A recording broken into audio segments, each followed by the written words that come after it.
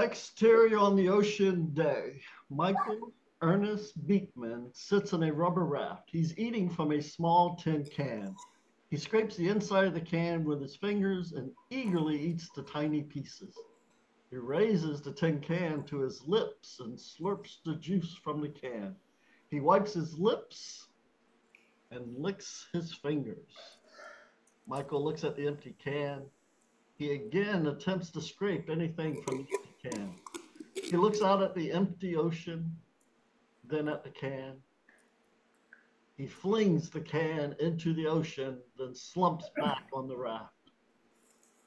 As he lays on the raft, he raises both arms up and forms his hands into fists. He screams an inaudible sound, lowers his hands, covers his face, wiping his face up and down. After a moment, he collapses his arms to his sides.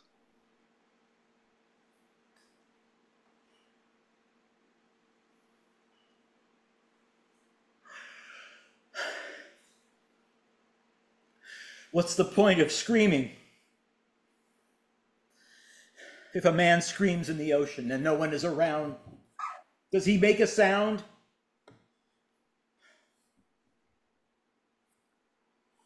Can you hear me? Maybe this is the proof. You can't, because you do not exist. You do not exist. Michael is startled by the tin can landing from the ocean back on the raft. He straightens up, staring at this can. He slowly reaches for the can. He gingerly picks it up and examines it. As he is holding it, he looks up at the sky.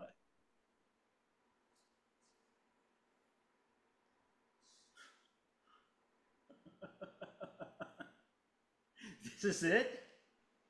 This is your proof? He flings the can back out to the ocean. Well, what have you got to say now? Again, the can returns to the raft.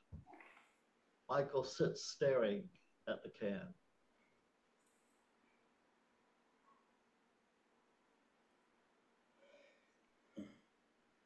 A comedian. God's a comedian. This is just one big joke, isn't it? The whole damn thing is just one hilarious punchline. You sit up there kicking us when we're down and laugh. Well, go ahead and laugh. But I'm not keeping your can on my raft. Michael grabs the can and tosses it with all his might to the ocean. How do you like that? Who's laughing now? The can returns. Michael grabs it and stands up to toss it back. I can play this game all day. A game? What game this is? With one hand on the outside of the raft, Catherine Bantus emerges from the water. I not like this game. Michael steps back, almost stumbling out of the boat. He managed to fall to the back of the raft. This new game? You hide from me. Michael slowly raises up to his head is just above the sides of the raft. Now see you. What game this?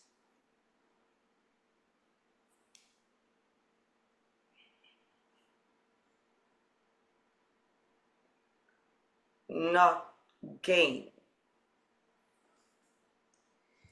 I hope you know play. Pitch the garbage again. Good. Not good to toss garbage on my home. Your home?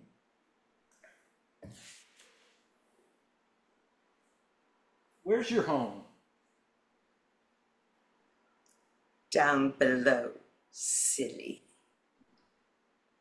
You live down there? Where else? That's not possible. It not? You sure? Catherine slips below the water. As she swims down, Michael sees a glimpse of a scaly tail behind her. Michael grabs the side of the raft and stares into the splash Catherine leaves behind her. Funny, I live here my whole life. How long you live here?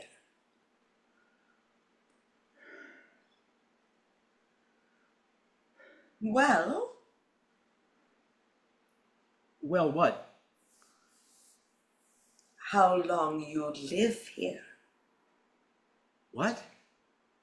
Live here? I don't live here. No. So where your home? Where it is, I don't know. Because I don't know where I am. Catherine dives under the water. She pops up on the other side.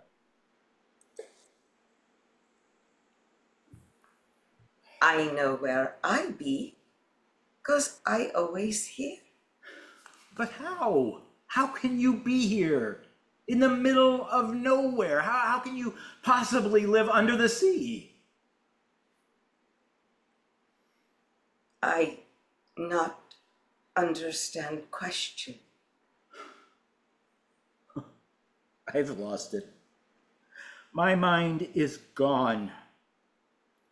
I'm talking to a mermaid. Siren. What? Siren. I not mermaid. Mermaids no exist. And sirens do? Well, I do be here. Not if I'm delusional. Are you? I must be. I never met delusional. I never heard delusion. Where is it? It's more a state than a nation. Where state? In my mind. In my deepest, darkest recesses. Then you know where you find it. Okay. Have nice.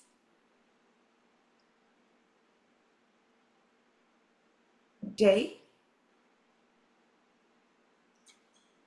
No, wait, don't go! No shout. I hear very good. I'm sorry. It's just, I could use some help. What you need for help? I need help getting home. Then go. Go deepest, darkest recesses. I have gone there. It didn't help. You see, my home is Malibu. I sailed from there on my yacht 2 weeks ago. It was only supposed to be a 3-hour cruise. And you enjoy so much. You go on 2 weeks. How lovely. But this vessel, no yacht. No, the orcas attacked my yacht. This raft saved me from the fire. What fire? Oh, the fire on the yacht. I'm not sure why, but when the orcas rammed my yacht, the engine blew up and started a fire. Orcas, I understand. They much more territorial these days. But what is fire? Mm. Uh, Fire is fire. It burns things. Things heat up, and if they get very heated up, fire starts. Don't you use fire? I not know it. Hmm. Oh, well, I guess if you live in the ocean, you couldn't have a fire. Water puts fires out. But not yacht in all this water. No, no, it happened too quickly. I barely had time to get off with some food and water. The food is all gone, and the water is almost gone. You wish food. I wish food. I help with that. Catherine dives beneath the water. Michael leans over the raft as she disappears beneath the ocean. Mirage. It has to be a mirage. I am visiting the land of delusion. Catherine reemerges and tosses two fish into the raft. Michael stares at the live, flopping fish on the bottom of the raft. Is enough? Uh, Enough? They're alive. Very fresh. You like? I usually cook my fish. I never got used to sushi. Cook fish. What cook fish? Who's she? Uh, well, we see. We heat it up with fire. First we kill it, then we cook it. Except maybe Japanese, they eat it raw. That's sushi. Funny. I eat sushi my whole life. I don't know this. But fire destroy yacht. Why you want fire? I'm sorry, but they're still flopping around. I can't eat live fish. No problem. I fix. Catherine leans into the raft and grabs a fish, quickly bites the head off. Then she hands the body back to Michael. Michael takes the fish while he watches Catherine chewing the fish head down.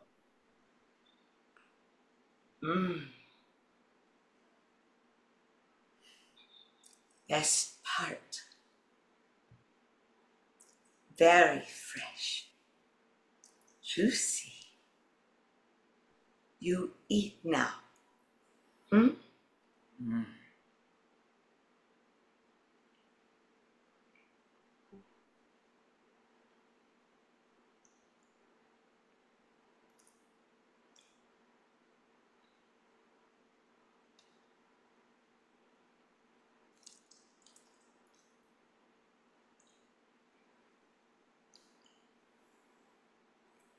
Mm.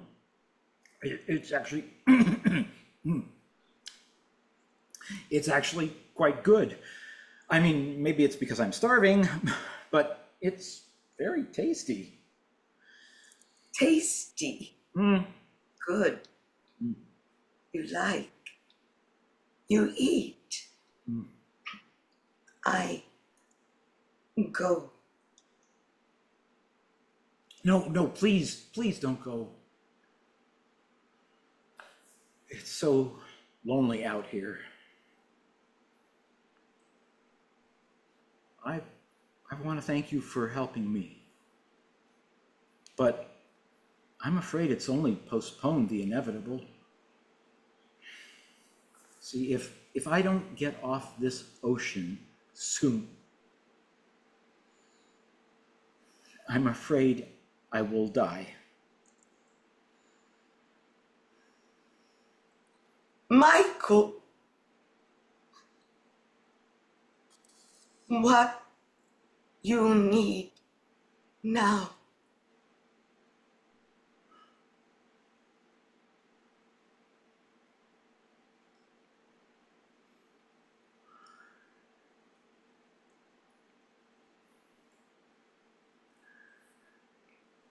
A boat, a ship, someone to sail me back to Malibu. Not easy. I call one to here. Call one? How can you call a ship to here? I sing and ship come. Sailors like my voice. No, you can't sing! Yes, I can. Listen, I very good. No, I've heard about the Song of the Siren. Men go crazy. You lure them to their deaths.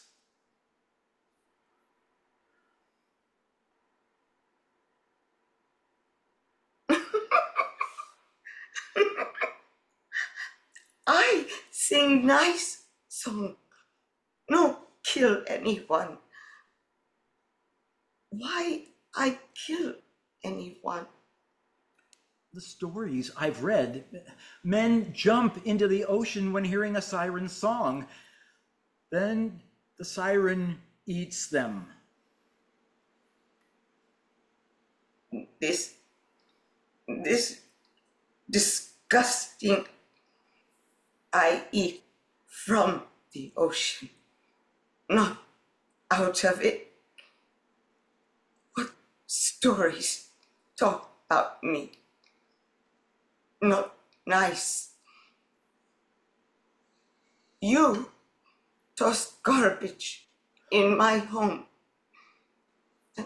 What I do, I help you. I feed you. I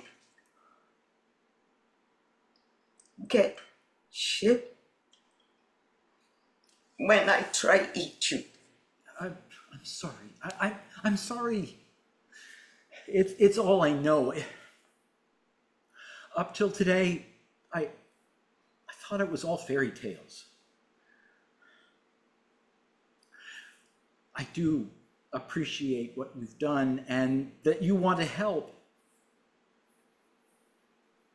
But I can't take the risk. If it's all the same to you, please don't sing. I'll continue to take my chances without the serenade.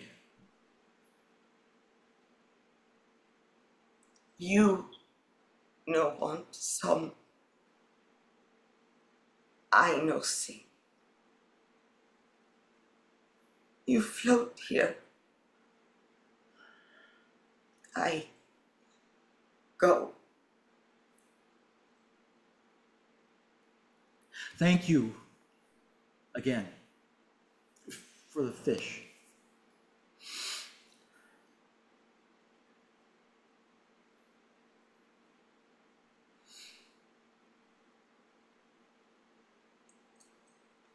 Michael slumps back on the raft and closes his eyes. After a moment, his eyes open. He cocks his head in one direction, then slowly raises his head.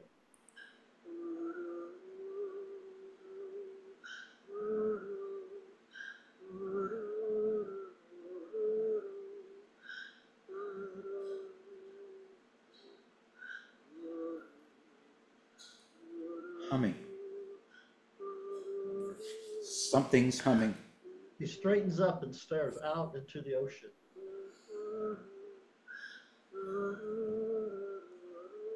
She's singing.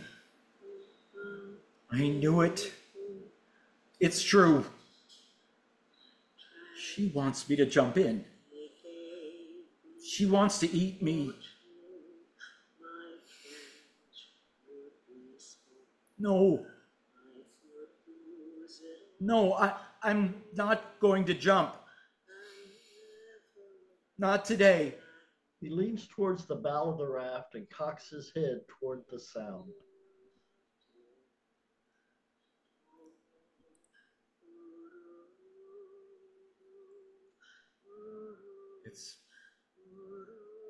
It's actually nice. Like a lullaby. Peaceful. It's strangely desirable. It's beautiful. Michael leans more towards the edge of the raft, straining to hear the song. Abruptly, he almost stands up, staring out at the horizon.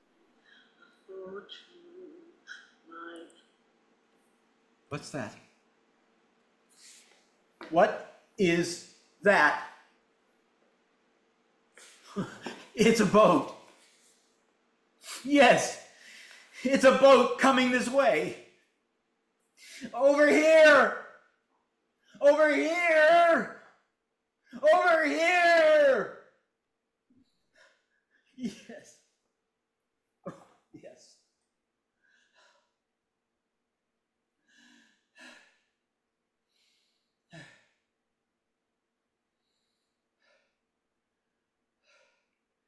She did it. She called them.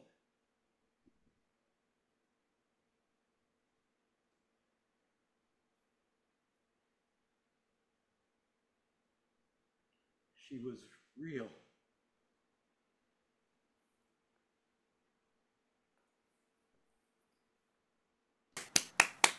Well done. Well done.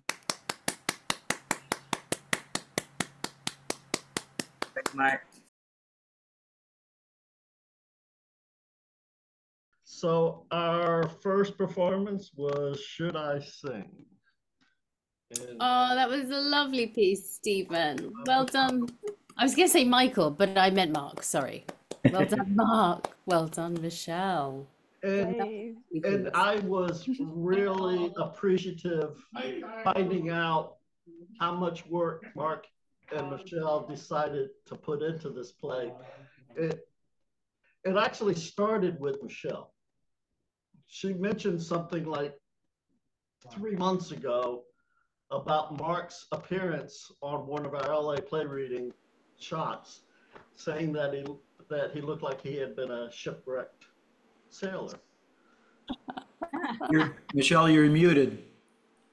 And I said, oh, maybe I could write something like that. So I wrote something and I sent it to both Mark and Michelle, and they really liked it. The issue was trying to get them a month where they could perform it. So they've been waiting like for 3 months to perform this, and they actually took time to rehearse it on their own, which I really appreciate. No, that's great. It was worth the wait as far as I'm concerned. We really had a great time rehearsing and delving into this because there's so many more layers, than meets the eye at first, and very special play, Stephen. It was fantastic. Thank you. And I know that it came from Tasman's play, The Flowers, Henry and Veronica. Oh, yes, the shipwreck moment. The shipwreck moment. Right. And right. A very highly charged sexual experience that the couple had right after their kids had left and they had empty nest syndrome. But she, obviously, the wife enjoyed herself tremendously, and the husband was like, oh, it was the worst thing I ever went through, and you gave me silk handcuffs, and if I could have gotten out of it, I would. And it was like a shipwreck. It was your Every night was like a shipwreck, I think Right, the wording right. was. shipwreck. And right after that, you told me that you sat down and in one sitting you wrote this play about the shipwreck. I Yeah. asked Stephen, I said, "Is there a mermaid in it?" And you said, no, a siren." Oh, you looked amazing. I loved your Great. dress. Well done. Yeah. I loved your dress. And it was just a beautiful piece, Yeah. especially starting with the tin can.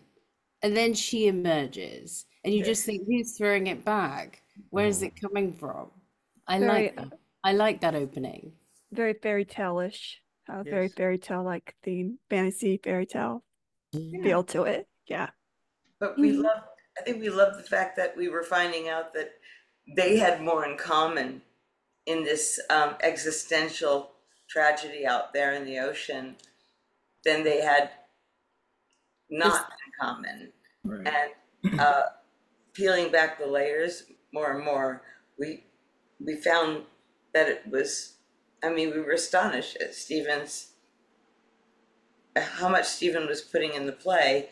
And it was so exciting to keep finding out more and more that she was obviously needing something. There was obviously an attraction.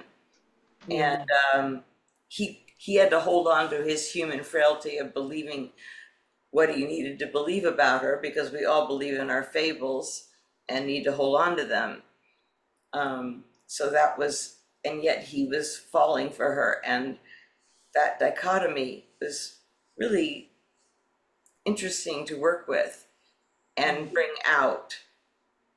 It was just beautifully done. Mhm. It was like a Yeah. prose poem, you And know? the setting was lovely. Anything about the ocean is great. It gives you, I don't know, I mean, I don't know, some of you may agree or disagree, but I just think that if you're near the ocean, everything seems possible. Even the impossible is possible. And I think you put that line in the play, which was beautiful. And I just, yeah, the setting, and especially with the background you have, lovely.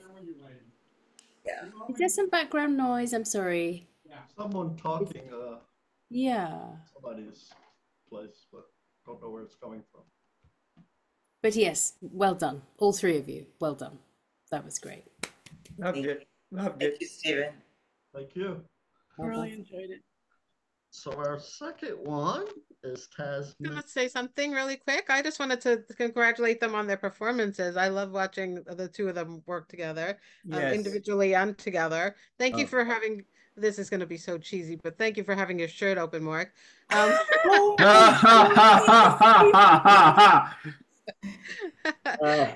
Believe me, And We saw when I- more of Mark than anticipated. when I first thought about doing that, I realized, God, that's not going to be good for anybody.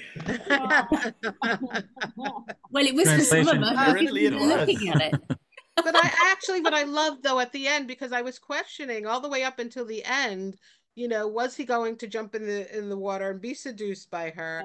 What was she really Exactly. trying to do? Was she trying to actually get him to jump? And then the fact that no, there was some actual honesty to it, that she just was trying to help him at the end and brought that other ship, and so that was a pleasant surprise. So Yes. I really appreciated that and enjoyed the ending as well. Great, thank you. I believed her the Yeah. whole time. I knew you were right, Michelle. Thank you. It was the beauty of the play, because it made it so real. I didn't feel like I had to make something real out of the cartoon. It was very real from the get-go. Yes. It was very Tolkien-esque. Yes? Okay, thank you. Hey, Stephen, I forgot to ask you, and I should have asked at the beginning. Where did you come up with the names for the two characters? I'm just curious because they were so unusual, and I saw how you labeled them in the script. Michael Ernest Beekman. It was all written out like that, and then Catherine, what was it? Catherine Bantis. I decided a few months ago that as I wrote new characters, I would take names from the list of those people who perished in 9/11. Oh, yes, of course my. you said. So Wow. I have a list now, and when I use a name, I cross it off. Wow, I that's just need to go cool. through Nice. Huh. I thought your character was like that, Mark, because he was rich with his yacht, wants a full name up there, and so Right. Brian Exactly. Catherine's was long. I didn't know. Yeah. And I tried to go through the list to get names that might fit the character, but Oh, his fit, Michael's fit perfectly. but with a siren, it probably should have been some fantasy name, but I kind of made this decision that I would. Yeah. Oh, that's good.